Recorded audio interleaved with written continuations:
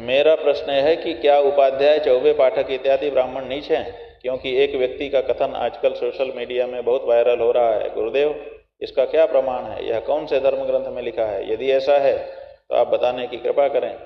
इस अंधाचार्य, अच्छा, ये जो अपने राम भद्राचार्य जी हैं, उन्होंने एक वक्तव्य दिया था, कुछ ब्राह्मणों को नीच कहा था, उसके बारे में संभवतः प्रश्न है। किसी को उसकी विकलांगता के आधार पर संबोधित करना हमको ठीक नहीं लगता है। ये कह रहे हैं कि हम बहुत आहत हैं कि नीच ब्राह्मण कहा गया है।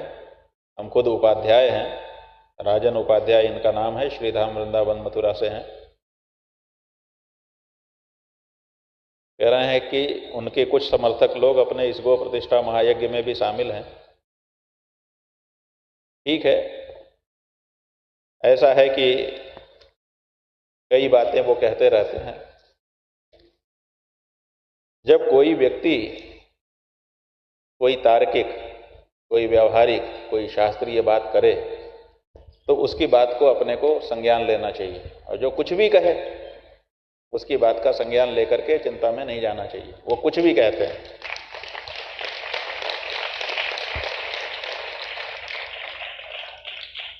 कुछ भी कहने वाले का ज्यादा नहीं सोचना चाहिए। जो व्यक्ति अपने मुख से अपनी बड़ाई करता है उसको शिष्टाचार में नहीं लिया जाता है। हमारे यहाँ कोई भी शिष्ट पुरुष होगा वो अपने मुंह से अपनी बड़ाई नहीं करता है, वो तो खुद करते हैं, इसलिए शिष्ट कैसे माने जा सकते हैं? जिस तुलसी जी के नाम पर उन्होंने पीठ बनाया है, तुलसी पीठ तुलसी जी बना सकते हैं, तुलसी पीठ दूसरा कोई नहीं बना सकता, लेकिन उन्होंने बना दिया। और कहते हैं कि हमने भाष्य लिखा है इसलिए हम ही असली आचार्य हैं, बाकी कोई भाष्य लिखने वाला आचार्य नहीं है। ऐसा भी उन्होंने अभी वक्तव्य दिया है। कई पत्रकार लोग हमको घेरे हुए हैं कि आप इस बारे में कुछ बताइए। अब बहुत बातें बोली जा सकती हैं, लेकिन क्या बोलना? बोलेंगे तो जो विधर्मी हैं उनको मसाला मिलेगा। ये देखो आपस में लड़ रहे हैं, तो इसलिए उनको मसाला न देने की दृष्टि से हम लोगों को सब कुछ सह लेना पड़ता है। ये समस्या है। वो कहते हैं कि चारों शंकराचार्य हमसे 5 मिनट 10 मिनट संस्कृत में बात नहीं कर सकते। आज तक कोई शंकराचार्य उनके पास गया ऐसी सूचना नहीं है, और वो किसी शंकराचार्य के पास गए ऐसी भी सूचना नहीं है। अगर वो किसी शंकराचार्य के पास गए होते और उससे संस्कृत में बोलना शुरू करते और वो संस्कृत में वापस उत्तर न देता तब तो ये बात कह सकते थे, लेकिन किसी शंकराचार्य के पास जाके संस्कृत में शुरू किया बात, इसका तो कोई इतिहास ही नहीं है। तो उनको कैसे पता चल गया कि कौन संस्कृत में नहीं बोलेगा? भाई, जिस यूनिवर्सिटी से उन्होंने आचार्य पढ़ा है उसी यूनिवर्सिटी के आचार्य हम भी हैं। उनकी योग्यता हमारी योग्यता बराबर ही है। परीक्षा तो उन्होंने भी दी थी तभी उनको डिग्री मिली, परीक्षा हमने भी दी तभी हमको भी डिग्री मिली।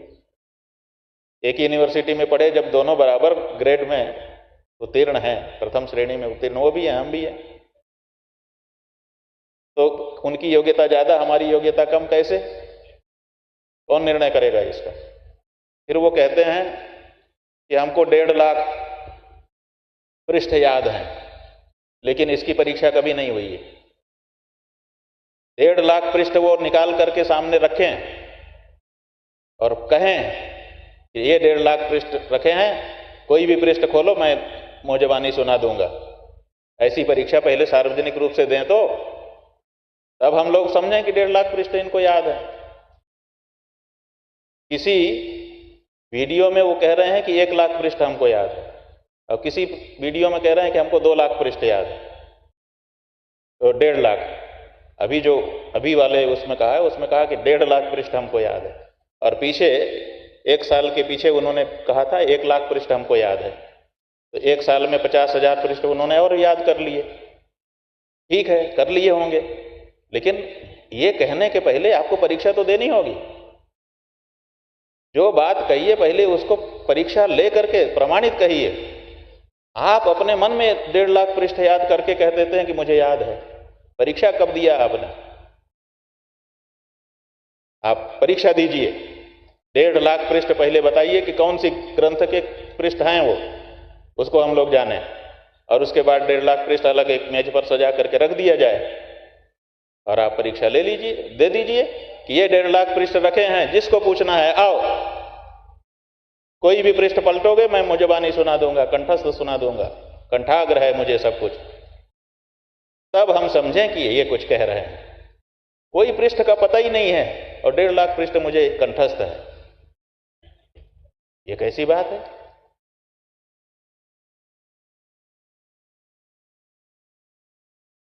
अभी थोड़े दिन पहले यहीं पर हमारे आचार्य जी आए थे, रामावतार शुक्ला जी, और उन्होंने कहा था कि जिन जिन ग्रंथों का नाम हम बता रहे हैं आप उस ग्रंथ को सामने रख दीजिए, किसी भी पृष्ठ में शलाका घुसाइए और जो श्लोक का शुरुआत करेंगे वही श्लोक मैं बोल दूंगा और उसके बाद बोलता चला जाऊंगा। और फिर हमने कहा कि भाई ये तो ठीक है, एक दिन परीक्षा हो गई। फिर हमारे मन में आया कि ये कह रहे हैं कि जो पृष्ठ बताइए, जो श्लोक बोलिए। तो हमने कहा उसके नंबर से बता सकते हो? उन्होंने कहा नंबर बता दीजिए। तो दूसरे दिन फिर परीक्षा हुई यही इसी मंच पर। जिस नंबर को हम लोगों ने बताया कि इस अध्याय का ये श्लोक बोलिए, उन्होंने बोल दिया। एक बार भी फेल नहीं हुआ वो व्यक्ति।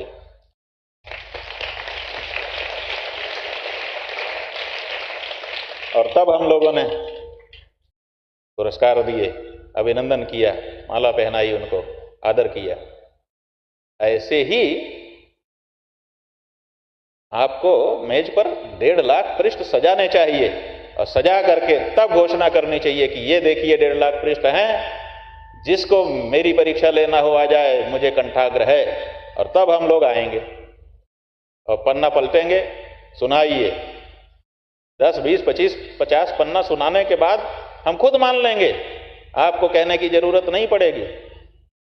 हम खुद घोषणा करेंगे कि भाई हमने तो 10, 20, 25 बार देखा, अभी कितनी बार देखें, इनको सब पृष्ठ याद हैं।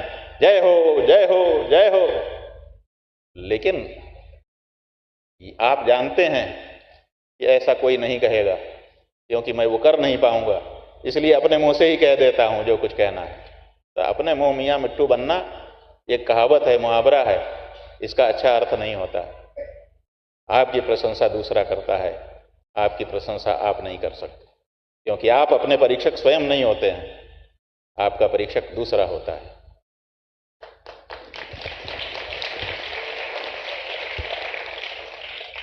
तेजस्वी सम्मान खोजते नहीं गोत्र बतला के, पाते हैं जग में प्रशस्ति अपना कर्तव्य दिखला के।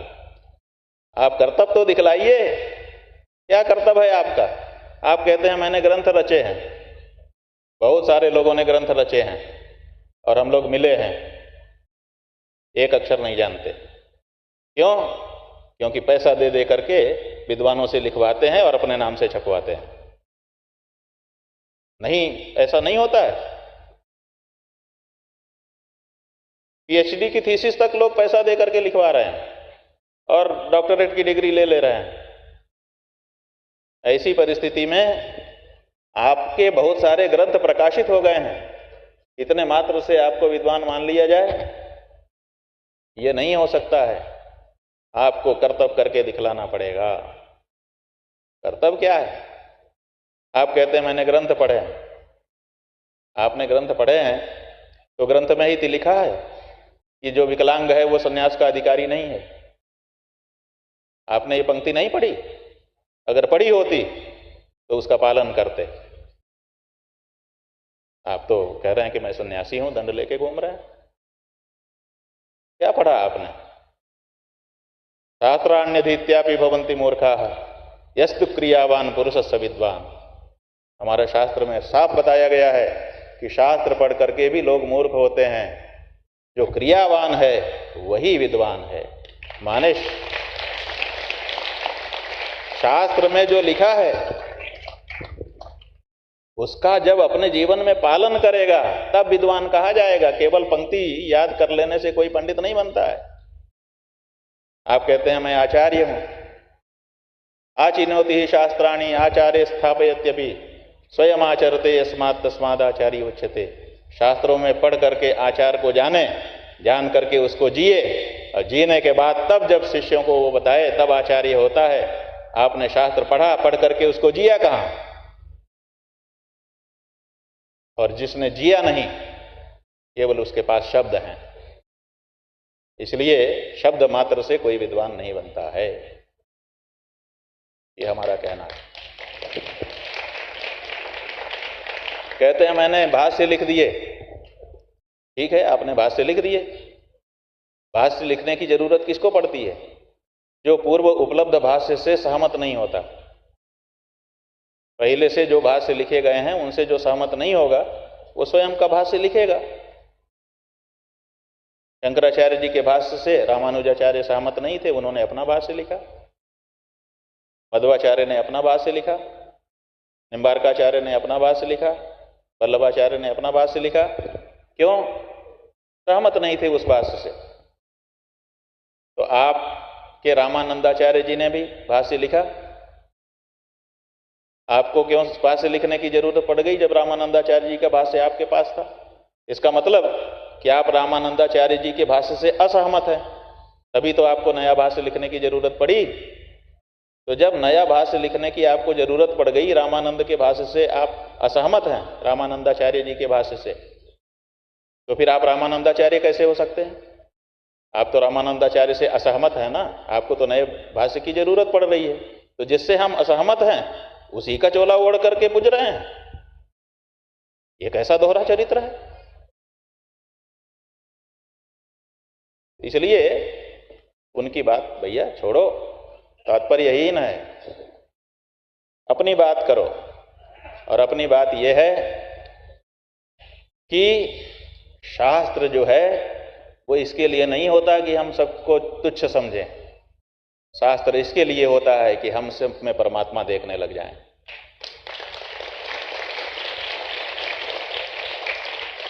जिस तुलसी पीठ पर बैठने का वक्तव्य आप कर रहे हैं, उसी तुलसी ने कहा सिया राम मैं सब जग जानी करऊं प्रणाम। आपके तुलसी ये कह रहे हैं, और आपके तुलसी ने तुलसी रामचरितमानस लिखा। आपने 3500 गलती उसमें निकाल दिया, तुलसी की गलती। बाद में जाकर के 7 लाख रुपया अयोध्या में दे करके भंडारे का क्षमा याचना का पत्र लिख करके क्षमा मांगी। और आपने रामचरितमानस नहीं पढ़ा? तुलसीदास जी क्या लिखते हैं? सब करी निंदा जे नर करहीं, ते चमगादड़ होई अवतरहीं। जो सबकी निंदा करता है वो चमगादड़ की योनि में जाता है, उल्टा लटका रहता है।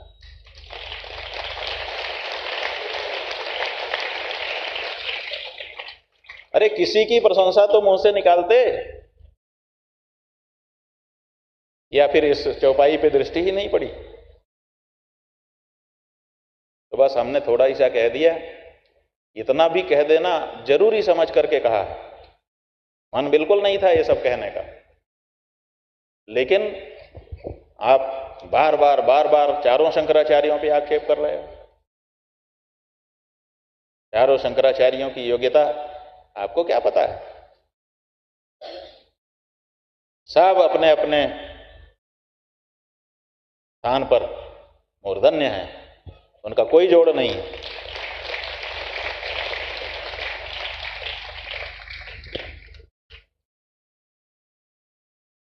इसलिए आपको किसी की चापलूसी करके कोई मेडल एडल मिलता है, पुरस्कार वगैरह मिलता है, लेते रहिए। लेकिन धर्म के मामले में वही व्यक्ति सफल होगा जो धर्म का, शास्त्र का पालन करता होगा।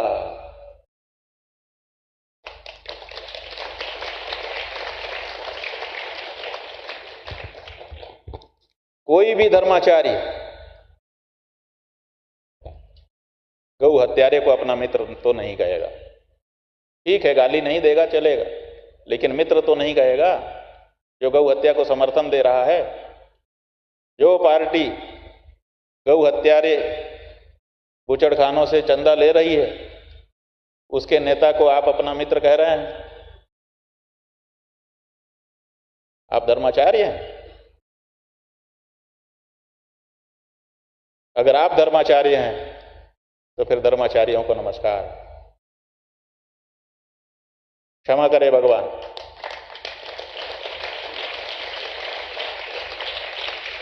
ऐसा मत करिए। आचरण की सभ्यता ये जीवन है। इसलिए कौन कितनी भाषा बोलता है इसका कोई मतलब नहीं, कौन कितना उस भाषा का अर्थ समझता है। अर्थ आपने किसी चीज का नहीं समझा है। वो एक पीले कपड़ा वाले महात्मा जी हैं वृंदावन के, प्रेमानंद जी, कह रहे हैं कि उनको एक अक्षर संस्कृत नहीं आती है। उनको संस्कृत आने की जरूरत क्या है? वो तो भगवान नाम का प्रचार कर रहे हैं और भगवान का नाम संस्कृत में ही है।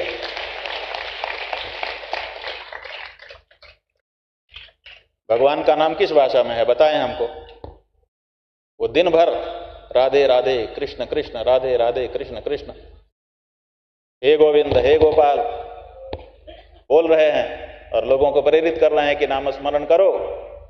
हमें बताएं कि भगवान का नाम, ये राधे राधे, ये कृष्ण कृष्ण, ये गोपाल गोपाल, ये गोविंद गोविंद किस भाषा के शब्द हैं? क्या ये संस्कृत भाषा के शब्द नहीं है? क्या ये संबोधन की विभक्ति संस्कृत भाषा की नहीं है? तो वो तो दिन भर संस्कृत बोल रहा है। जो व्यक्ति भगवान के नाम का उच्चारण कर रहा है, संबोधन के उसमें उच्चारण कर रहा है, वो दिन भर संस्कृत ही तो बोल रहा है। और क्या बोल रहा है?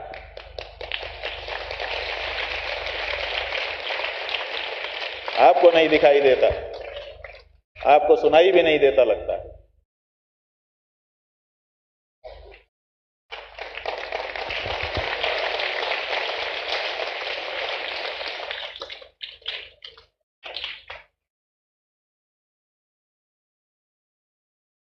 पीछे एक बार इन्होंने उठाया था, जब इनका चेला निकला था जात पात की करो विदाई, तो उसकी यात्रा के समापन में ये पहुंचे थे और इन्होंने कहा जात पात की करो विचाई का समर्थन किया, वर्णाश्रम का विरोध किया।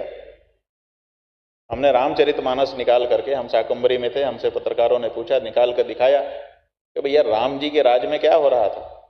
उत्तरकांड में साफ लिखा हुआ है, राम राज बैठे त्रैलोका, हर्षित भय गए सब शोका, बैर नगर का हुसन कोई, राम प्रताप विषमता कोई, वर्ण आश्रम ने निज धर्म, निरद वेद पथ लोग, रहीं सदा पावहीं सुखहीं, नहीं भय शोक न रोग। राम जी के राज में वर्णाश्रम का पालन होता था। तो जब तुम्हारे राम वर्णाश्रम का पालन करवाते थे तो तुम राम के भगत हो, वर्णाश्रम की विदाई करवाने वाले?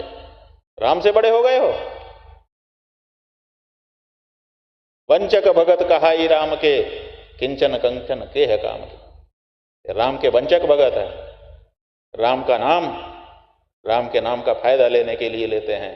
ये भगवान को साधन मानते हैं, साध्य नहीं मानते। इसलिए विद्वत्ता की बात कहने ही दी जाए। ये विद्वत्ता नहीं है कि आप सबका अपमान करें। लोग अपना सम्मान खोना नहीं चाहते, इसीलिए आपका नाम नहीं ले रहे हैं, लोग आपके बारे में नहीं बोल रहे हैं, क्योंकि आपका नाम लेने मात्र से सम्मान कम होता है।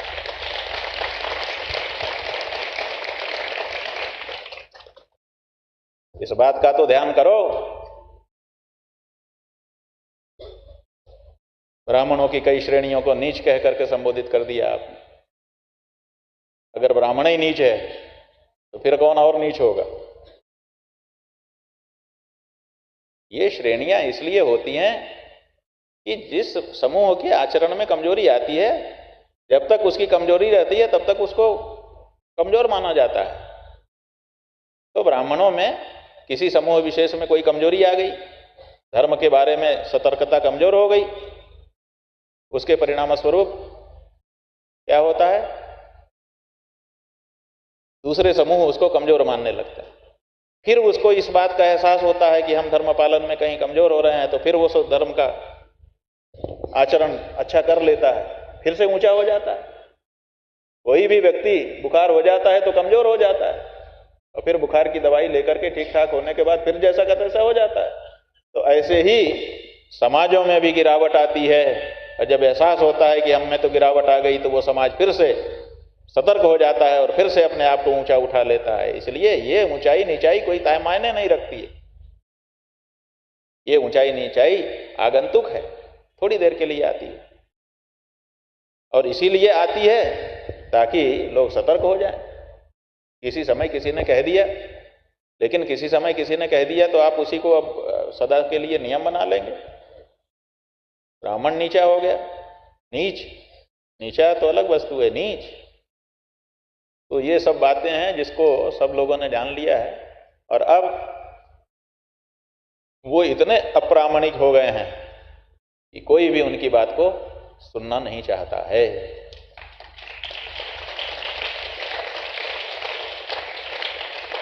जवाब देने लायक नहीं समझता जी। और ये कहते हैं हम रामानंदाचार्य हैं, तो रामानंदाचार्य होने के लिए रामानंद की परंपरा में होना चाहिए। ये बताएं, जिस गुरु की गद्दी पे ये बैठे हैं उस गुरु का क्या नाम था, और वो क्या रामानंदाचार्य था कि नहीं था? तो पता चलेगा कि ये तो गुरु की गद्दी पे बैठे ही नहीं है। जिस गद्दी पे ये खुद बैठे हैं उसको इन्होंने खुद ही बनाया है, तो खुद बना करके गद्दी, उसका नाम रख दो रामानंदाचार्य गद्दी, तो हो जाएगी गद्दी। रामानंदाचार्य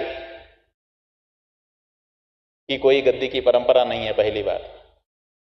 और अगर उसको माने भी तो कुछ वर्ष पूर्व शिव रामाचार्य जी से वो गद्दी आरंभ की गई थी रामानंद संप्रदाय में, कि हमारा भी एक आचार्य होना चाहिए।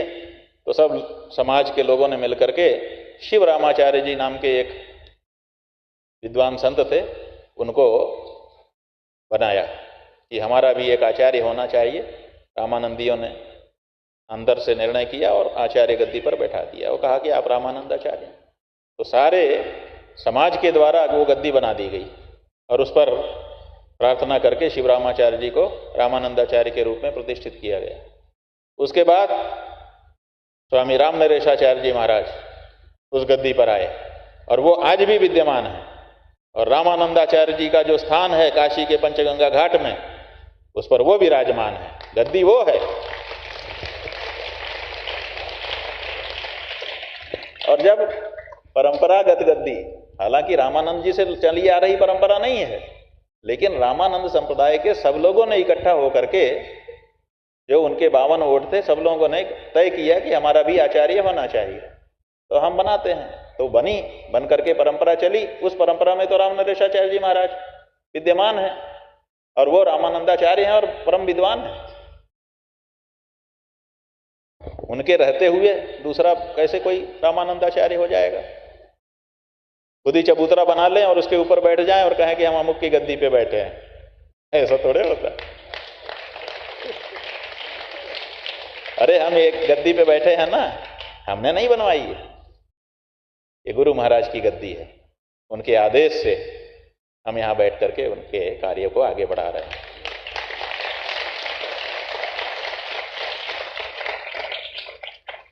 ये नियम है। सन्यासी जो है वो गद्दी का इच्छुक नहीं होता है और गद्दी पर आ नहीं सकता, क्योंकि अब समय पर्याप्त हो चुका है। आज तो पूजा के लिए भी हम लोग समय पे नहीं जा रहे हैं, यही समस्या है। तो सन्यासी जो है वो गद्दी पर जाता ही नहीं है। एक ही रास्ता है कि उसका गुरु उसको आदेश कर दे, ये जरूरी है, तुम बैठ करके संभालो। अन्यथा कोई सन्यासी जो सन्यास ले चुका, वो क्यों गद्दी की इच्छा करेगा? और अगर गद्दी की इच्छा कर रहा है तो सन्यासी कैसा? इसलिए सन्यासी के मन में गद्दी की इच्छा नहीं आनी चाहिए, ना आती है। गुरु आदेश ही है जिसके कारण। हमारे गुरु जी बैठे थे, उन्होंने हमको बताया कि हमको कोई गद्दी की इच्छा नहीं थी, लेकिन हमारे गुरु महाराज ने कहा, पहले उनके जो दंड संन्यास के गुरु थे उन्होंने कहा, उन्होंने उस समय हाथ जोड़ लिया था। और उसके बाद करपात्री जी महाराज उन्होंने आदेश किया कि तुमको ये करना है, तो गुरु आदेश मान करके बैठे। ऐसे ही हम लोग हैं, गुरु आदेश मान करके बैठे हुए हैं जी। हमारी कोई इच्छा गद्दी की नहीं है, हमने कोई इसीलिए कोई गद्दी बना के नहीं बैठता है। और ये व्यक्ति खुद गद्दी बना के खुद जमीन खरीद करके और बैठ गया और कहता है कि मैं तो अपने आप को विकलांग मानता ही नहीं। इसी इंटरव्यू में कहा है, जब अपने आप को आप विकलांग नहीं मानते तो विकलांग विश्वविद्यालय क्यों बनाया, उसके आजीवन कुलपति क्यों बने? आप वही सामान्य विश्वविद्यालय बना देते, विकलांग विश्वविद्यालय ही क्यों बनाया और उसके आजीवन कुलपति हो गए? ये आजीवन यहीं कुलपति रहेंगे और कहीं जाएंगे ही। और कहीं क्यों आपको कुलपति नहीं बनाया गया, ये भी बता दीजिए। अगर आप बड़े विद्वान थे तो सरकार भी आपको बुला सकती थी, विश्वविद्यालय के लोग भी आपको बुला सकते थे कि आप हमारे यहाँ आइए, आप हमारे यहाँ कुलपति पद का निर्वाह करिए, क्योंकि आप कुलपति पद तो स्वीकार करते हैं ना। शिष्य शंकराचार्य ने तो कुलपति पद स्वीकार नहीं किया, आप तो बने हुए हो। तो जब आप कुलपति पद स्वीकार करते हैं तो बताइए कि जब इतने बड़े विद्वान आप हैं तो आपको किसी यूनिवर्सिटी से कुलपति पद के लिए पैनल में नाम आपका क्यों नहीं रखा गया और चुना क्यों नहीं गया? आज तक किसी पैनल में, इतने विश्वविद्यालय चल रहे हैं देश में और उत्तर प्रदेश में जिस ये स्वयं रहते हैं, सब में कुलपति पद खाली होता रहता है, वहां पर पैनल बनते रहते हैं, उनमें से चुन चुन करके कुलपति बनाया जाता है। किसी पैनल में इनका नाम आज तक क्यों नहीं रखा गया? इसका मतलब कि सरकारें जानती हैं कि ये योग्यता इसमें नहीं है, नहीं तो पैनल में रख के रिक्वेस्ट करते।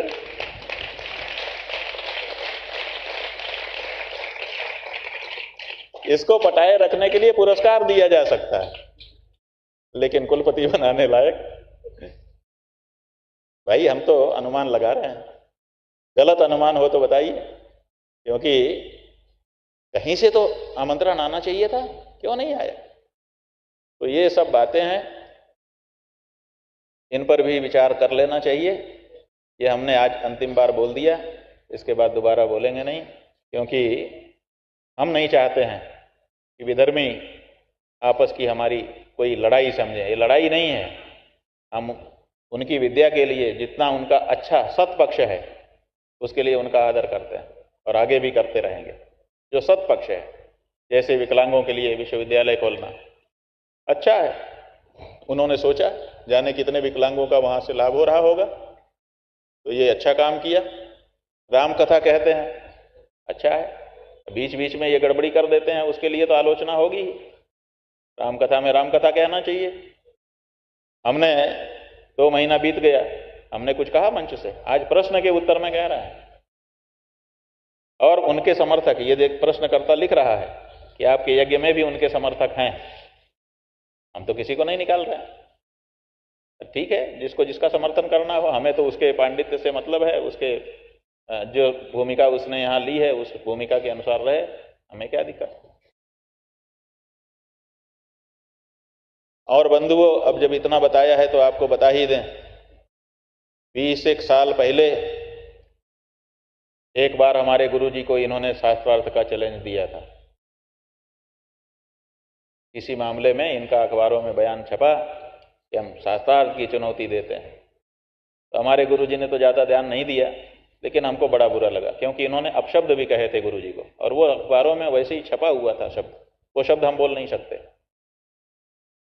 तो हमको बड़ा खराब लगा। तो हमने सोचा कि हम ही, कोई तो बोल नहीं रहा है, हम ही इनके शास्त्रार्थ कर लेते हैं। तो हमने इनके एक शिष्या हैं, उनके माध्यम से संदेशा भेजा कि इनकी चुनौती हमको स्वीकार है, हम शास्त्रार्थ करेंगे। तो वहाँ से संदेशा आया, इनसे बात किया होगा उन्होंने, संदेशा आया कि आचार्य हैं वो तुमसे कैसे, बच्चे से कैसे शास्त्रार्थ करेंगे। तो हमने खबर भेजी कि आपके यहाँ जो सबसे छोटा बच्चा हो, पहले उससे हमारा शास्त्रार्थ कराइए। अगर हम जीत जाएं तब उससे बड़े से हमारी काबिलियत हो जाएगी, और उससे भी जीत जाएं तब हमारी और काबिलियत बढ़ जाएगी। आपके यहाँ के जितने विद्वान हैं, जब उनसे सबसे हम जीत जाएंगे तब तो आप हमसे करोगे। तो हम तो सबसे छोटे से कह रहे हैं।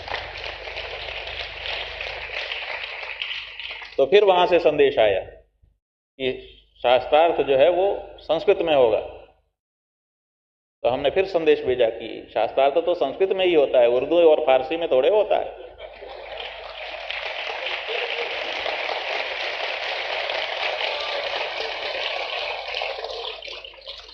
ये शर्त क्यों रखी जा रही है, इसका प्रश्न कैसे उत्पन्न हो गया कि संस्कृत में नहीं होगा? शास्त्रार्थ तो संस्कृत में ही होता है, तो हम तैयार हैं, हमको पहले से पता है कि संस्कृत में ही होगा। तो फिर वहां से संदेश आया तीसरी बार कि छंदबद्ध होगा, माने श्लोक में शास्त्रार्थ होगा। तो हमने कहा ठीक है भाई, श्लोक में अगर शास्त्रार्थ होगा तो हम उसके लिए भी तैयार हैं, लेकिन जो व्यक्ति हमसे शास्त्रार्थ कर रहा होगा हम देखेंगे, अगर वो बूढ़ा है तो इसका मतलब ज़्यादा दिन संस्कृत का श्लोक बनाने का अभ्यास कर चुका है, तो वो उससे जितना बूढ़ा हमसे होगा उतना ज़्यादा गुना समय हम लेंगे। मान लो वो 1 मिनट में बनाता है तो हम 10 मिनट में बनाएंगे। इतनी छूट हमको दी जाए, हम तैयार हैं, संस्कृत श्लोकबद्ध शास्त्रार्थ करने के लिए भी तैयार हैं।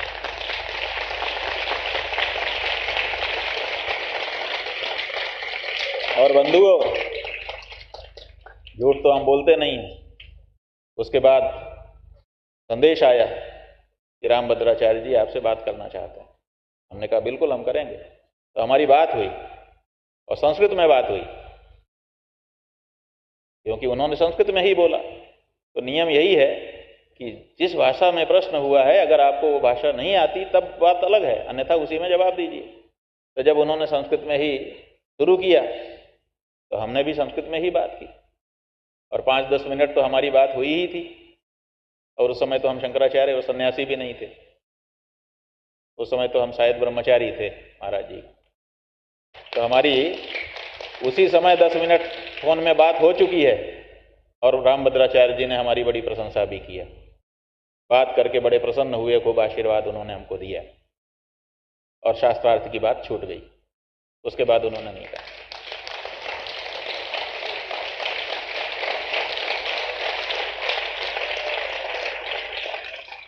तो जब 20 साल 22 साल पहले जितना भी हो, आपसे संस्कृत में हम वार्तालाप 10 मिनट कर चुके हैं और आपने पूरी पूरी प्रशंसा भी हमारी की है, तो उससे तो अब हमारी योग्यता बढ़ी ही होगी, घटी तो नहीं होगी। अरे भाई, जब आपका 1 साल में 1 लाख का 1.5 लाख हो जाता है, 1 साल में 1 लाख पेज 1.5 लाख हो जाते हैं, तो हमारे भी 20 साल में कुछ तो बड़ा ही होगा, घटा क्या होगा। इसलिए ये सब बातें जब चर्चा चलती है, तो इसलिए पहलवान जो बड़ा हो ना, उसको अपनी इज्जत बड़ी बचा के रखनी चाहिए। क्योंकि अगर किसी छोटे पहलवान से हाथ मिला लिया और कहीं पटकनी खा गया तो बड़ी थू-थू होती है। इसलिए अगर आप हमको पहलवान नहीं भी मानते हो, तुच्छ ही मानते हो, तब भी संभल के रहो। अगर सामना आमना हो गया और कहीं दांव पलट गया तो बड़ी थू-थू हो जाएगी।